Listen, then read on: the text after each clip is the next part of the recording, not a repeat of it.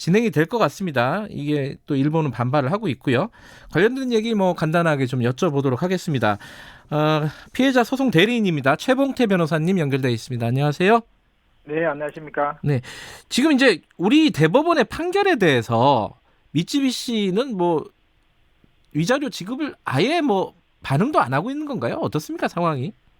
지금 미쓰비시 중공하고는 저희들이 그 협상을 과거에 했었거든요. 네, 2010년부터 해서 2012년까지 공식적으로 16번에 걸쳐 가지고 충분히 협의를 지금 했던 경험이 있습니다. 네, 그래서 이 부분이 이제 대부분에서 우리 확정 판결이 났기 때문에 네, 그 협의가 그 이제 유종의 미를 이제 거두리라 저희들이 기대를 했었는데 네.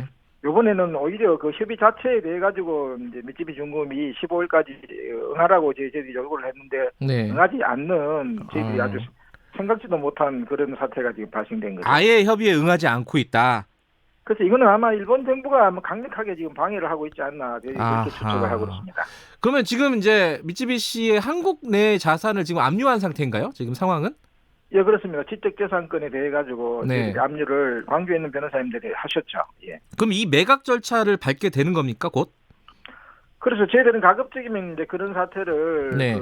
피하기 위해서 협의를 해서 이게 원만하게 포괄적으로 화해를 끝내자 이렇게 제안을 한 것이고요. 네. 그런데 그쪽에서 그런 기회를 줬음에도 불구하고 네. 이제 그저 찼으니까 예. 이제는 법의 그 준엄함을 이제 보여야 되지 않겠습니까? 아하. 이게 우리나라에 있는 그 아까 지적재산권 이런 거라고 하셨잖아요. 그 예. 자산이 미쯔비시 자산이 돈으로 따지면 어느 정도예요? 그것은 이제 지적자산이기 때문에 이제 네. 감정을 해야 돼서 환가 절차 과정에서 감정을 음, 해야지 정확하게 시세를 할 수 있습니다. 그렇군요. 예. 지금 근데 그 일본에서요 제3국 중재를 하자고 얘기를 했습니다. 우리 청와대에서는 지금 거절을 한 상황이고요. 근데 이게 한일 청구권 협정 관련해서 이 제3국 참여 중재위원회 이거를 통해서 해결한다 이런 게 명문화가 돼 있는 거 아니에요?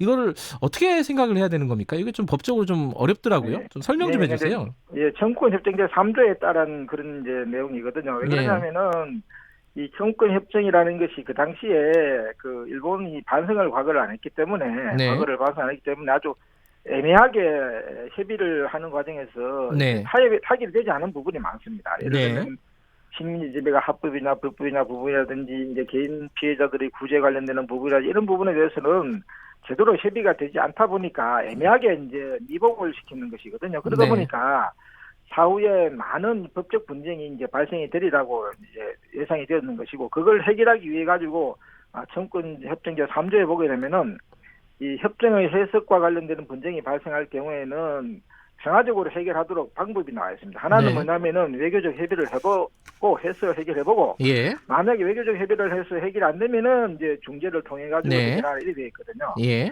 근데 과거에 이제 우리 정부가 일본 측의 외교적 협의에 대해 가지고 이제 거부를 했기 때문에 이제 일본 측에서는 중재를 이용해서 해결하자 이렇게 이야기하는 것인데 네. 이제 한국 정부가 입장을 바꿔 가지고 원 플러스 원으로 해서 협의를 하자고 지금 제안을 했지 않습니까? 네. 그러면 이제 중재에 갈 필요가 없는 거죠. 아, 그래서 중재에 갈 상황 아니다 이런 말씀이시네요. 아니 외교적 협의를 하자고 해서 네. 지금 일본이 응해서 협의를 하면 되겠죠. 음. 근데 어제 그 대한변협에서 이제 그 일본 외신 기자들하고 기자회견을 했잖아요. 네네. 그 외신 기자가 이런 질문을 하더라고요. 지금 이렇게 뭐랄까 국내 미쯔비시 자산에 대해서 매각 절차를 밟겠다 이렇게 하는 게 지금 그 일본의 무역 규제, 수출 규제 여기에 대한 뭐 대응 아니냐, 정치적인 대응 아니냐 이렇게 질문을 하는데 요건 어떻게 대답을 해주실 수 있겠습니까? 그러니까 지금 일본이 그 우리나라에 비교해서는 상권 분립이 제대로 안 돼가 있습니다. 하하, 그렇죠. 그리고 예, 법치주의라든지 민주주의라는 것이 상당히 지체가 돼가 있거든요. 예, 그러다 보니까 한국의 그 대부분에서 확정 판결이 났다 하면은 그것은 이제는 따를 수밖에 없는 상황에도 불구하고 네, 이 판결을 뒤집기 위해 가지고 뭐 여러 가지 그 압력을 행사하고 있는 것인데 이거는 네, 일본이 그만큼 상권 분립이 안 되고 있다는 것을 스스로 자인하는 것이거든요. 네, 그래서 지금 저희들은 법을 하는 입장에서 외부적으로 어떤 정치적인 그런 거는 고려하지 않습니다. 네, 우리는 법과 피해자들의 인권을 중심으로 해가지고 법적 절차를 가는 것이기 때문에 네, 뭐 일본 기자는 경제적으로 이렇게 압박을 가하면은 우리가 양보를 하리라 그렇게 생각하는 것 같은데 전혀 그렇지 않다고 이야기를 들었는 것이고요. 예. 또 이게 지금 법치주의 국가에서 사법부의 확정 판결을 무시한다는 것은 있을 수 없는 일이거든요. 예를 들어서 한국의 기업이 일본에 가 진출해가지고 영업 활동을 하고 있는데 일본에서 확정 판결이 났는데 네. 그것을 존중하지 않는다면 어떤 일이 벌어지겠습니까? 네. 근데 이게 일부에서는요, 이게 매각 절차 들어가고 이러면은 일본이 또 보복하는 거 아니냐, 추가 보복하는 거 아니냐, 이게 걱정이 있습니다. 이거 어떻게 참 어렵네요. 이거 어떻게 생각하십니까? 이게 지금 추가 보복을 한다든지 하는 것은 있어서는 안 되고요. 그거는 네. 결국은 무법천지로 가자는 것이거든요. 네. 그러니까 이게 지금 사법부에서 냉정한 판단을 해서 법리적인 판단을 한 것인데 네. 그 부분에서 불만이 있다고 해가지고 보복을 한다. 그것은 법치주의 국가가 아님을 스스로 자인하는 겁니다. 네. 그래서 일본 정부는 법을 무시하는 그런 행태를 보여서는 안 되는 것이고요. 네. 만약에 보복 조치를 한다 하더라도 우리가 의연하게 대응을 해야 되겠죠. 의연하게. 일본이라고 하는 사회가 우리나라만큼 법치주의라든지 민주주의가 성숙되지 않아서 이런 갈등이 생기는구나. 네. 그래서 우리가 의연하게 지금 대처를 해서 일본의 민주주의라든지 법치주의를 성숙시키는데 우리가 좀 도와줘야 됩니다. 우리가 좀 도와줘야 된다. 예. 근데 이제 양승태 대법원에서 이 소송을 질질 끌면서요, 그 피해자분들 많이 돌아가셨죠, 지금. 그렇죠. 지금 몇 분 남아 계십니까? 지금 원고 저희들 부산에서 했는 재판은 6명이 시작했는데 모두 다 돌아가셨고요. 그다음에 이제 신일철을 항도로 했는 재판에도 이춘식 할아버지 혼자만 지금 살아계신 상황이고, 예. 지금 광주의 근로정신대 피해자 같은 경우에는 할머님들이 계시기 때문에 양금덕 할머니는 살아계시고 네. 그렇죠. 다들 근데 고령이시잖아요, 그죠? 그렇습니다. 90세 넘으신 분들도 많고, 이게 지금 이렇게 어떤 그 매각 절차, 자산 매각 절차 이렇게 밟고 이런 것도 이 피해자분들이 워낙 고령이시고 시간이 없다 이런 측면도 많이 고려가 되는 거겠죠?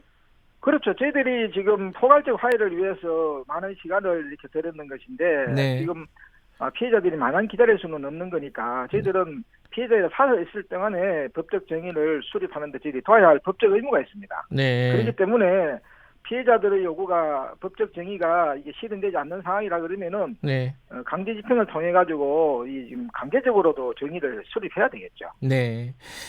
지금 아까 말씀하셨는데 이게 소송이 한 개가 아니라 굉장히 여러 개 동시에 막 진행이 되는가 봐요, 그죠?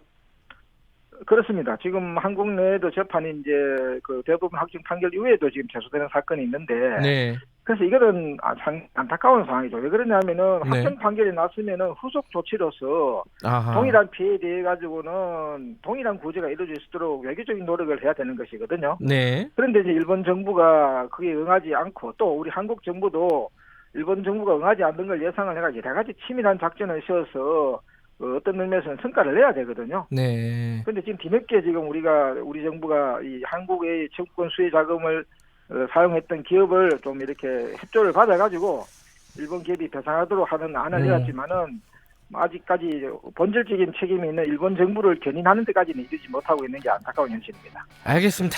오늘 말씀 여기까지 듣겠습니다. 고맙습니다.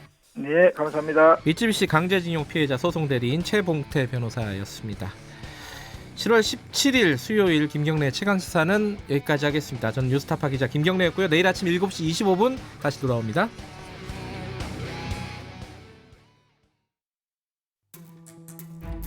세월호 참사와 헝가리 유람선 침몰 사고는 선박 사고의 위험성을 보여준 인재였습니다. 선박 이용 시 몇 가지 안전 수칙을 점검하는 것으로 인명 피해를 예방할 수 있는데요. 먼저 선박 내 인명 구조용 장비나 구명조끼 유무를 반드시 확인하셔야 됩니다. 자신이 승선하는 선박의 크기나 구조, 탈출할 수 있는 비상구를 미리 숙지하는 것도 큰 도움이 됩니다.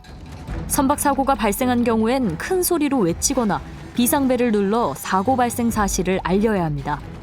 위험한 상황일 때는 의자 밑이나 선실에 보관된 구명조끼를 입고 선장 또는 승무원의 지시에 따라 탈출해야 합니다.